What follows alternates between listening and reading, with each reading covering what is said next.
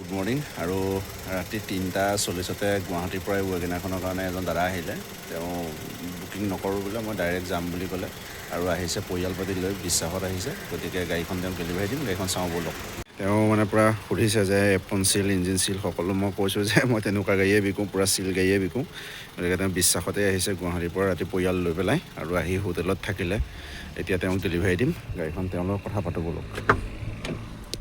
এই দাদা আহি পালেহি আৰু দাদাক লগো পালোঁ আৰু আছোঁ আমাৰ যোৰহাট ফায়াৰ ব্ৰিগেডৰ ফ্ৰণ্টত আৰু এই দাদাখন হোটেলতে থাকিলোঁ আৰু গাড়ীখন এইখনে আৰু এতিয়া দাদাগুলৈ যাওঁ ব'লক। পিছে গাড়ীখন কওকচোন।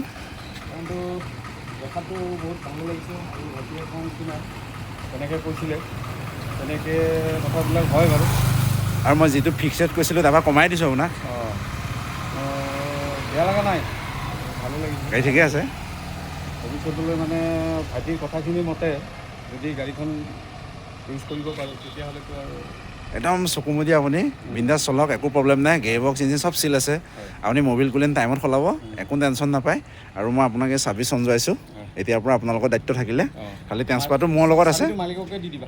চাবিটো মই মালিকক দিম। একচুৱেলি লৈছে বাইদেৱে লৈছে গাড়ীখন আৰু গাড়ীখন এইখনে। আৰু যিসকলে গাড়ীখন বুকিঙৰ কথা পাতি আছিলে, একচুৱেলি মই এই দাদাৰ কাৰণে বুকিং নল'লোঁ আপোনালোকৰ পৰা, সেইটো কাৰণে একদম দুখিত। আৰু এই দাদাই মানে কি হ'ল, গুৱাহাটীৰ পৰা আহিছে যিহেতু, তেওঁ মানে ক'লে যে মই যাম, তুমি গাড়ীখন বেলেগক নাপাতিবা।